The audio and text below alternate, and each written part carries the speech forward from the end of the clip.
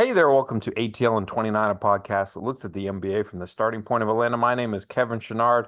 I'm here with Tyler Jones and Glen Willis on a Sunday evening in between. Uh, yeah, well, who the heck did they beat last night? I've already forgotten. The And I know the Sixers. game coming up is against the Mavericks because I'm sitting here watching the Mavericks. The Getting Sixers. killed by the Raptors. Oh, it was the 76ers. That's it. My goodness. So you could tell my attention to detail is on point. What do we want to talk about relative to the Hawks 76ers game?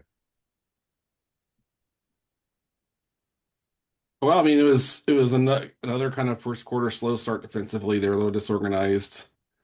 Philly put up a pretty good number in the first quarter, but they got it about, they got in the second quarter, they kind of figured some stuff out. Quinn talked after the game that coming in the second half, they switched up their pick and roll coverage to not give Maxey so much room, and Maxey couldn't really do anything with that coverage that was there. I mean, like the officiating was a little like weird too. It's a crew that doesn't normally call a lot of fouls, but like Watford was getting away with hooks on his posts ups, and Oubre played well. Like Oubre played really, really well for them, but they just don't. I mean, they just don't have a lot of offensive juice on the floor outside of Maxi, and so that kind of simplified things in the second half. They started getting their bigs up to the level of the screen in the middle of the floor on pick and rolls, which they weren't doing in the first half. So that I thought that adjustment was good. I thought playing Zach more than Kispert in the second half was good. Zach was really impactful on defense, in my view.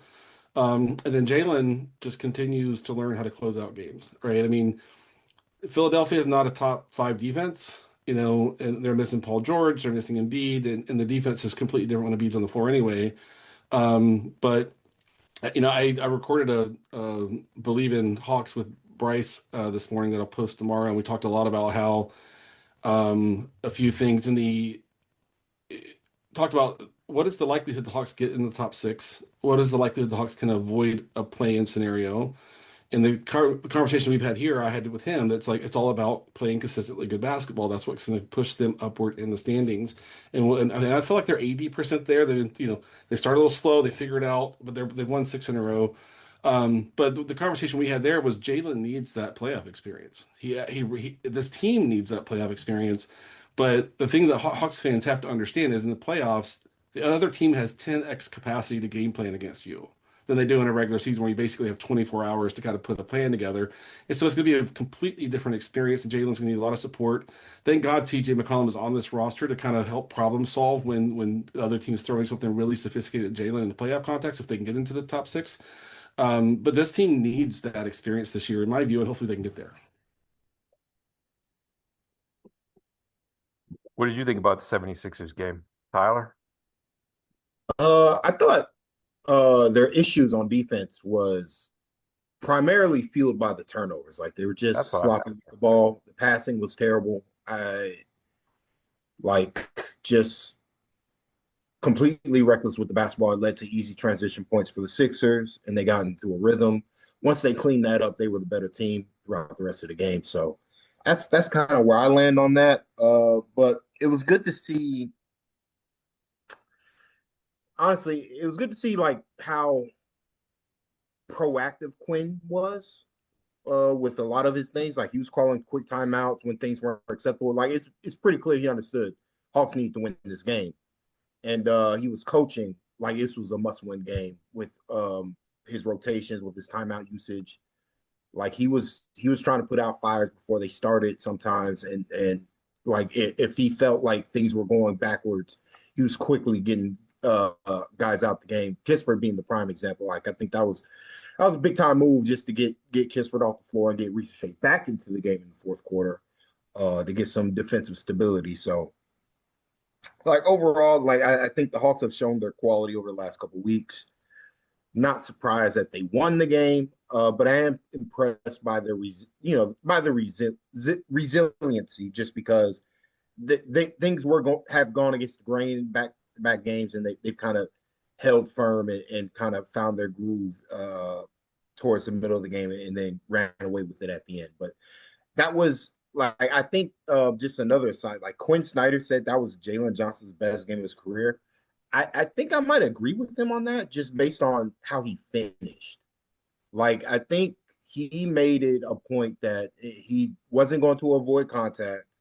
He was going to go to the front of the rim and try to finish everything. And like, unfortunately, the refs didn't reward him, but he was still able to finish plays because he's huge. But Yeah. like I do think that that is something he's going, like, if he wants to take that next, that is the next step for him, which is to embrace the contact and go through it instead of trying to avoid it every other possession.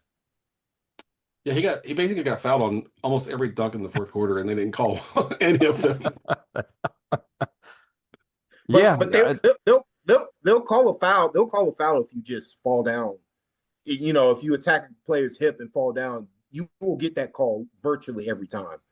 But a basketball player is just able to whack you across the head and like not even a whistle is ridiculous. And like the NBA needs to fix this. Like it rewards it rewards non-basketball plays while not rewarding basketball plays. Like basketball plays are just like, well, it's within the course of the action, he's expected to finish the play. The foul didn't affect the play, so we're not going to call it.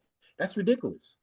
You're calling this nonsense that nobody cares about. Like nobody respects these grifters, how they're able to get to the free throw line by basically manipulating contact. Meanwhile, we got guys who are trying to finish through contact at the rim, and they're not getting rewarded for it. So you know what they're going to do? They're going to grift, and the game's going to get worse. And like the game of back, like they're going to be better for it, but like the entertainment value is going to be worse for it. Like yep. it should have been two back to back and ones to close out this game. Like if they would have done that, Maxey probably doesn't get hurt. Honestly, I'm be honest with you. Yeah. I blame the refs for Maxey getting hurt. That's ridiculous. Call the fouls. Stop like not protecting athletic finishers. Like enough of this. It's been far too long. The NBA knows these are fouls. Like I don't know if they put it on the report or whatever, but it's clear as day it's a foul. One of them could have been a flagrant. Like if Jalen would have flopped, he would have got a flagrant foul call. He whacked him over the head.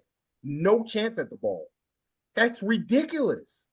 So like that's kind of where my frustration is right now with these referees who like aren't with what needs to be called during these games. Yeah. Tyler stole a lot of my prompts because I wanted to, talk about the turnovers being the real. I thought that was really a lot of the underlying issue with their defense, but like I thought it was a well-coached game from like both coaches. Like Nick Nurse threw them a lot of curveballs because like when the Hawks were turning the ball over in the first quarter, instead of just like kind of riding with that, Nurse went to that like 2-3 zone kind of thing. And that actually prompted like a continuation of the turnovers. Like by changing it up in a way before the Hawks even adjusted, I thought that was really smart because, he kind of prolonged the agony for the Hawks. He made the adjustment before the Hawks could. And so the Hawks were kind of lost almost the whole first half. And then they both, like in the third quarter, they were both kind of playing up to the level of the screen, which is actually, again, I thought that was good from Nurse's defense, but it was even better for the Hawks defense because there was a long time in the second half where Maxey was contained. And that was really, to me, the difference in the game. Like, because he shredded them in the first half. Like there was nothing they could do with Maxey. And in the second half, they just had a defender on each side of him. They kept him bracketed and they just dared the rest of the 76ers team to beat them. And they really couldn't. And, in that situation where you're getting up to the level of the screen and you're really going to have to play sort of 4-on-3 on the backside, like the length is important. Kispert wasn't really up to that, and he was getting beaten some other ways too. But Zachary Rizache was just a very impactful defender, and that's for a player who needs confidence to be able to give your team exactly what it needs. Like that's a big building block. So that was a really meaningful moment for him. And like Tyler said, like Quinn Snyder said, like that finishing from Jalen in the fourth quarter was special because number one, like he just can do things that there are most 99.9999% of human beings just cannot do. But he was also smart about it. Like his passing, his reads, it was all there. And that was like the best fourth quarter I think he's ever had.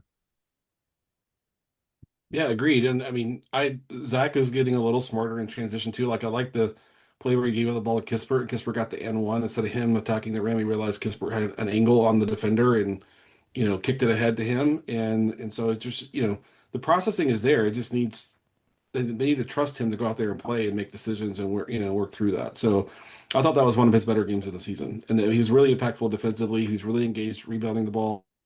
He ripped a rebound right out of Drummond's hands in one possession, just showing more aggressiveness and initiative in that part of his game too. So that was encouraging to see. Yeah, I kind of feel like he's had that like since the summer. I mean, I guess maybe it waxes and wanes a little bit, but like he makes a big difference rebounding wise. I feel like he's kind of done that the whole year. It's just Yeah. like, can you deal with some of his other things if he's out there? But he's always, to me, at least in this season, in his second season, where he's been much physically stronger. Like he has solved a lot of their problems on rebounding. It's just he has to be good enough at the other stuff to make that worth it. Yeah, and I know people were expressing frustration with Onyeka, but when they went to that zone, there was really nothing for Landell or Onyeka. Like they were going to have to play on the perimeter, you know, and there just wasn't really much of a role and opportunity for them to kind of do the stuff that they normally do. You can't run your normal plays, you can't run your normal sets, and things like that. So anyone who's frustrated with Onyeka, I just think didn't understand what that 2-3 defense took away from the Hawks. Yeah, there were a couple times, the role that was there for them is in that 2-3 zone. You've kind of got to be the player at the like the free throw line, and you're like the hub.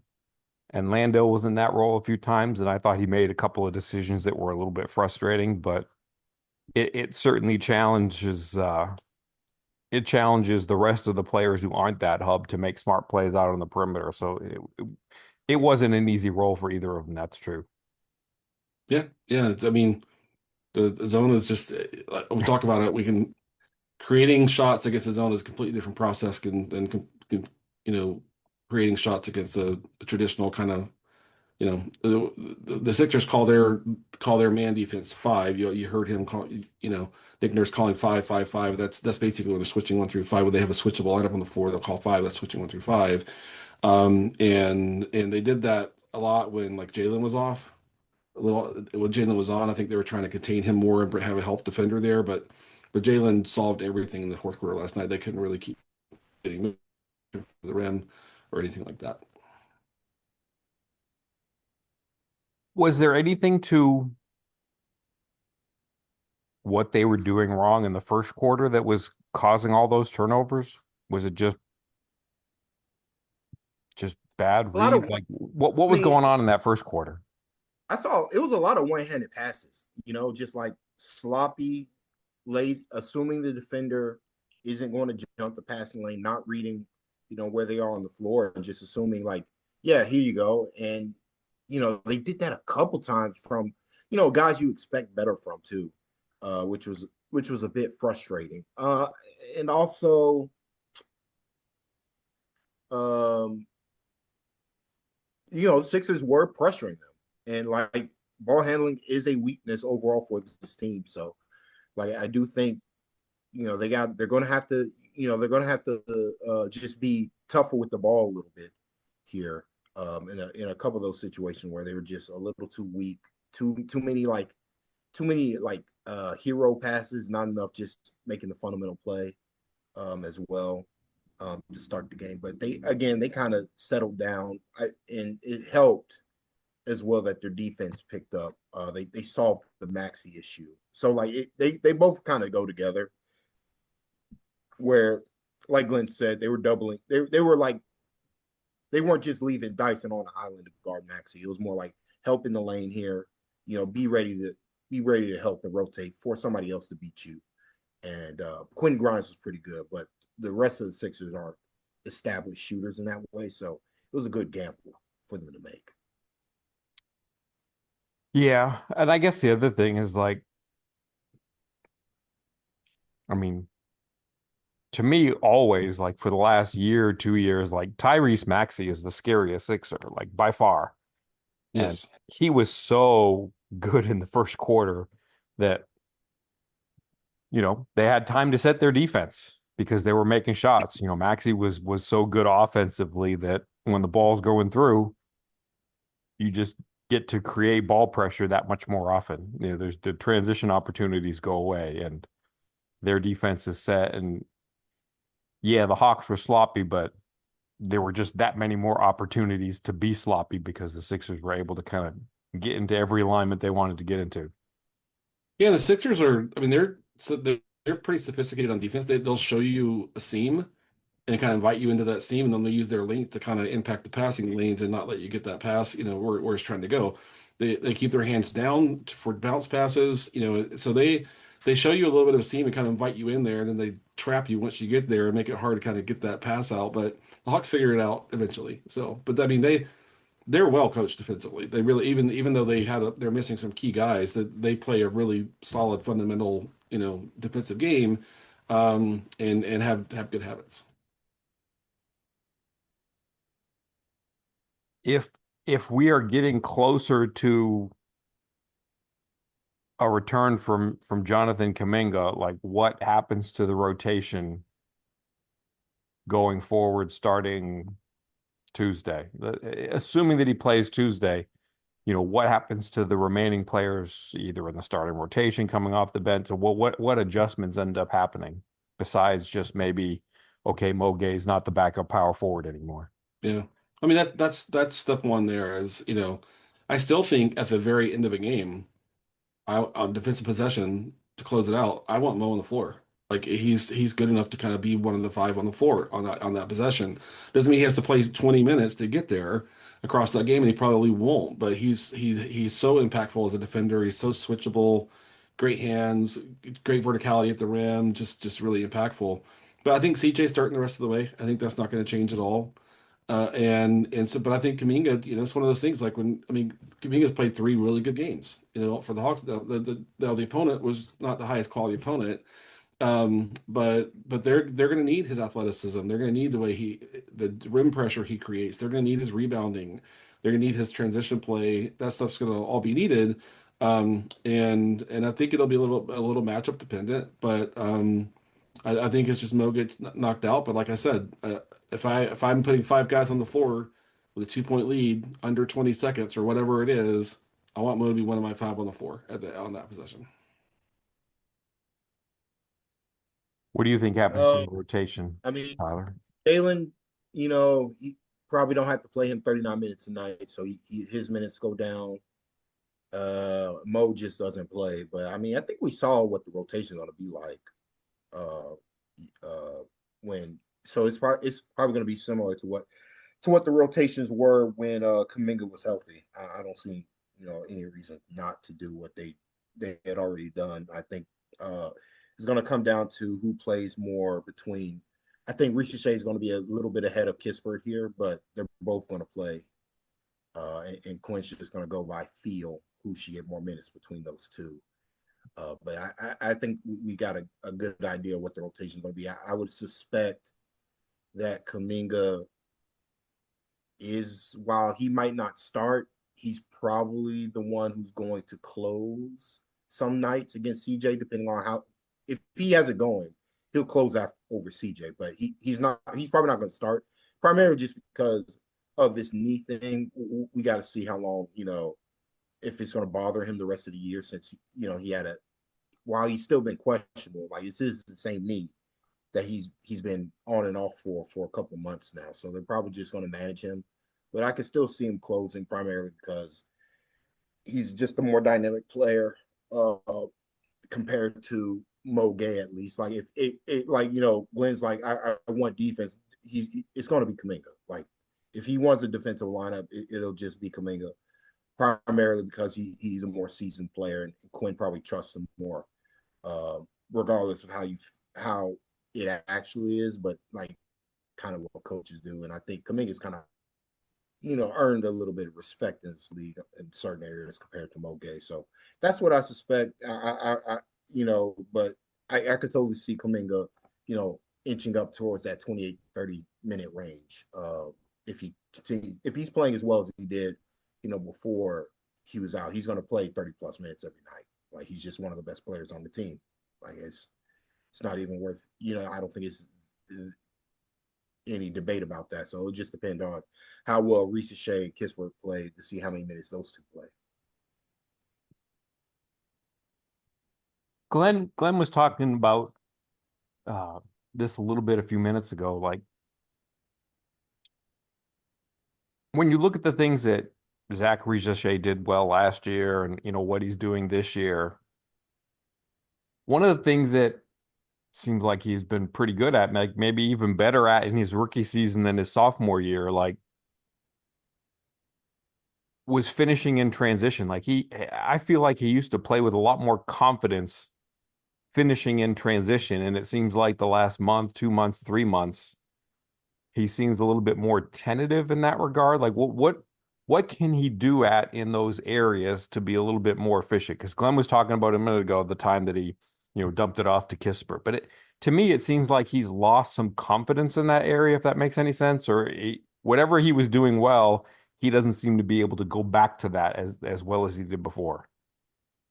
Yeah, I mean it's about reps, I think, and it's about coaching. A lot of that is talking to him like, why are you being timid when you can get to the rim? You have your 6'10", you can get to the rim, and maybe part of it is he feels like there's a really big defender in front of him. He doesn't want to try that. That's when he sometimes in transition he'll just go to the 3-point break and kind of pull a three, as opposed to trying to get to the rim. But I just think it's growth. I think it's reps and growth and feedback loops and all that sort of stuff. But I mean, the thing about last year, I mean, he had some uh big scoring games the last couple months of this. He had, handful of big scoring. I mean, that trade makes everything easy for everybody, right? So, and he doesn't have that resource this year, and so that's the big adjustment for me. What do you think about that one, Tyler? Well, I think one, defenders are keying in on his weaknesses, in particular in transition, where they attack the ball right away. The second he even attempts to pick it up, like they're going to attack his body and get to the ball, and he's not doing a good enough job of protecting the basketball. Um, and like I'm not sure he's going to have, but he is going to have to figure it out, in to be more consistent finisher in transition play. I do think he could help himself by playing off 2 feet a little bit more, particularly if he's going up against smaller players. There's no reason to go off one's foot and be off balance. I think that's what's killing him a lot of these times. But just like really the bigger issue is like a lack of strength still. So until he either gets stronger or gains more craft with the ball in his hands, understand that defenders now aren't looking to block your shot; they're looking to steal the ball from you. You can leverage that by having feint dribbles and stuff like that, and playing with a little bit more craft here and there in these middle to closing areas. That'll help, but also just picking up the ball center as well. He did it that one time where he picked it up like a tenth of a second faster than Maxi was expecting and got an easy layup from it. Then the second time, Maxi just completely sold out to knew again, he's got to recognize that, especially guards, they know they cannot stop you at the rim. They're going to try to rip the ball out of your hands. You have to play with a bit more awareness of that. Like he's just got to be a little bit more cognizant of that and play with that in mind. Like, hey, they're coming to rip the ball in my hands. What do I do to counter that? Because oftentimes he's the weaker player, so it's just easier to snatch the ball from him. But I think he overall, like I just think he went through a rough stretch of basketball, and I, I I do feel like he's gained a bit of his confidence back, primarily because he's in a better role. Like they're not asking him. He's in a more off ball role. He's getting off the ball. He's not looking to drive. He's doing a better job of being a movement, playing off of movement, and the Hawks as a team are doing a better job of passing the ball. So he's more involved on the offensive end. So I think that's going to help him get into a better rhythm. I like what you said about going off of 2 feet because I think if there's something that he could do a little bit better, it is to do that and to go off 2 feet. And but in order to do that, he has to kind of fight what he's trying to do right now, which is he's just trying to go as fast as possible. Like just, you know, get up in the air as fast as possible. And would he really, yeah, to play off of 2 feet, you kind of have to slow down a little bit. You have to gather yourself. You have to use the strength that you have to do that. And I think if he slows that down a little bit to gather himself, provided that he's protecting the ball in those situations, to just to try to play with the strength that he has and combine it with his length and just slow down a little bit for some of these that, yeah, it might help him. Uh, because I'm a bad host, I never check any of these topics with you at all before we go into them. But did either of you watch Trey's debut as a Wizard? I saw the first 3 quarters of it. What'd you think? I mean, he looked rusty. He hadn't played in a while. New team, young team, really, really young team. So they weren't always where they were supposed to be, But Trey seemed to be encouraging his teammates to, hey, I need you here, I need you here, So that's something they're going to have to adjust to for sure. But he seemed to be in good spirits, and they lost, but he was out there trying to um, give the team what they need from him. So it was a little bit of a weird experience watching him in a different uniform for the first time. But I was curious to see how it would go. But it's going to be an adjustment period for that team for sure. Did you watch it at all, Tyler? No, I missed No. it. It's just so hard to. I mean, maybe it's not the long-term vision for the team, but it's hard to foresee a backcourt of like Trae Young and Trey Johnson. Like, how's that gonna work? I mean, and Trey Johnson's 19 years old or whatever. He's still so young, but it seems hard to me to build a defense with those two perimeter players. Like I don't know. Maybe the idea is for Trey Johnson to come off the bench at some point. I don't know. We'll see what happens when they really have a team that's at full strength and they have the pieces that they want. But Yeah, they're I I don't know. mean, they're It's they're hard to trying. even get the theory of that, I Yeah. guess. And they're trying to develop Carrington. They're trying to develop Johnson. Sarr's been out for a little bit, but he's had a good season. He's taken a nice step forward this year. So, and they have a good like young core players. But if they want to take a step next year, they're gonna have to add some veterans to balance out the other parts of the roster as well.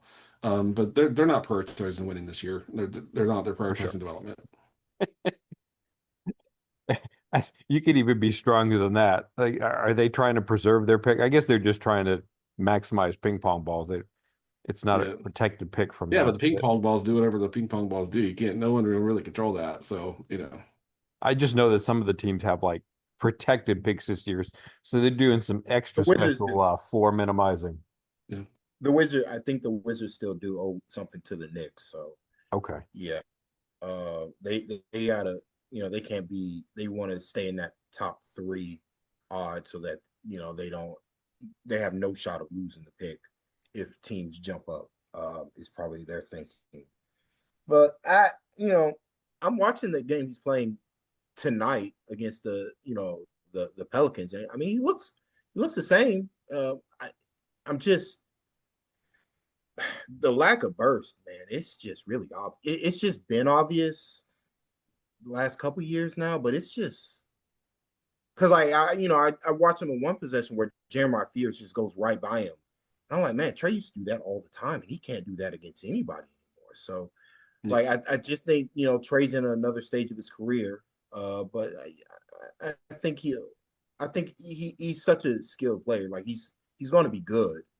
That's not a question to me. It's just you know it's just this it's just he's not going to be the player that he was. Is my point. Trying to all right. trying to illustrate like And it's going to go that guy. back to the problem that the Hawks have, which is okay.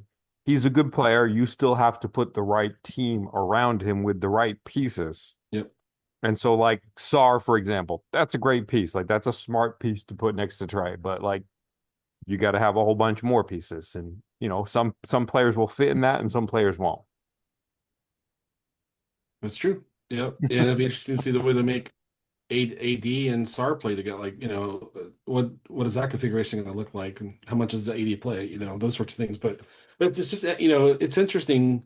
One of the things I was talking about with Bryce on his podcast was how after the trade deadline, the front court leans more offense and the back court leans more defense. Now, like they start Dyson and Nikhil, right? And Nikhil's been an offensive revelation this year. I mean, he's just taken a huge step forward. I know the passing's still a little bit up and down and inconsistent. He's learning how to be more responsible in that area.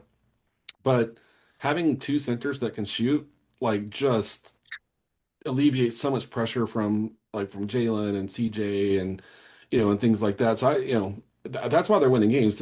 We talked about on previous podcasts. They can have more balanced lineups throughout the whole 48 minutes now that they had no shot at before the trade deadline when they had one center and then they were asking Mo and Asa to play center, which was a completely unfair thing to ask them to do. So it is interesting that they play five out on offense through Landell and Yaka, and they have Dyson and Nikhil and Gabe when he's playing enough, and Zach that can generate the ball pressure. That takes so much pressure off of Landell and Yeka on the backside of the plays, and not have ball handlers driving straight down at the rim all the time. So it's just that's why they're winning more games. They have more balanced lineups that Quinn can go to now that was not available to him before the trade deadline. Yes. And they, with the five out bench with Landale, like they play five out, but if you get to a point where, you're going to deal with Landale's pick and pops by switching, like it's not going to look the same as it would have with Kristaps Porzingis, where he might have started far out, but Landale's going to immediately going to try to take that smaller person down and pin them under the rim and seal them, which, you can't really do that with Mo Gay or, other players. Like it gives you more options, more answers to the questions that teams might try to throw at you with how they play defense. For sure.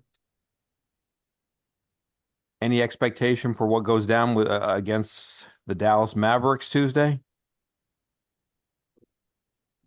Um, I think it's a game they should win. It'll be interesting to see if Kuminga plays or not, but the thing they need to fix is kind of the sloppy starts on defense. Is that's what they got to get. That's what they got. That's the one last kind of area to really, really focus on, is having a more solid defensive start from the very beginning of the game. Because even though they end up winning, even though once six in a row, there's been some first quarters where the team put up a big number on them and force the Hawks to have to compete the whole rest of the game to get the win. So that's the thing to fix, in my view. Dallas is such a weird team, right? It's like they don't have enough guards. Yep. Like the thing about the Hawks, and Glenn kind of hinted at it a minute ago, it's like, what's the strength of the Hawks team? It's that they guard guards very well. They defend guards. You've got Dyson, you've got Nikhil. It's funny because like Tyrese Maxey, like so much respect to him. Like he's one of the few guards that would ever even make me a little bit nervous when the Hawks are playing against him, because they're just so good at guarding guards, but he's special. And like it's almost like that's a wasted talent against the Mavericks, because they don't really have guards that scare you where you want to say, okay, we've got Dyson to guard here, we've got Nikhil to guard here. It's like anybody on the Mavericks that's even a little bit scary is like a big player. So it's a little bit different. Yeah. I mean, that's Yeah. fine. That's Counter fine. Yeah. I mean, it can still work Kevin. to the Hawks' advantage. No, I mean, if they don't have guards that are scary, somebody got to bring the ball up the floor. I know. I mean, and you force them to dribble. Like Yeah. that's how you counter that. Like, there's no reason to like concede anything. No. Especially to a less talented team. So like I think they should win comfortably, but this is the NBA. Even if you play well, sometimes the other team plays better and you'll lose. That can happen, but if they do their jobs on both ends of the floor, and I'm particularly talking about Jalen defensively, because these start series games, Jalen's defense has just been horrific, and then he gets better as the game goes on for whatever reason. Uh, he can pick that up. Maybe Kuminga will shame him to play better defense. Uh, the last game it was because Trendon Watford was talking smack and he got so pissed. he started competing on all aspects of the game and took over completely. So I don't know if Dallas has anybody that's going to rile Jalen up like that, but hopefully, if that happens, maybe he'll play more consistent defense. But I do think if Kuminga's back, for whatever reason, these guys play like a tenth harder when he's in the game. So we'll see. We'll see if that has an effect for this team. Yeah, Dallas today started Middleton, Gafford, Washington, Flag, and Max Christie. Off the bench they have Powell, Cody Martin, Bagley, Najee Marshall, Klay Thompson, Brandon Yeah, they don't. Williams. That what that says is nobody gets the ball up the floor with less than they're not walking the ball up the floor. Like they got a 94 feet the entire game. No reason not to. Yeah. Uh, let's pressure them and force them to have to make quick decisions with the ball in their hands to generate turnovers.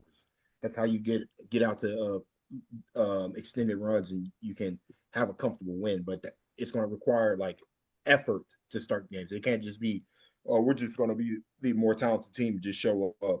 That's not going to work. All right, then. Anything else before we dip? I think we covered it. We covered it. All right. Well, I appreciate you joining me. Enjoy daylight savings time and good night, Bob. Good night, Bob. Good night, Bob.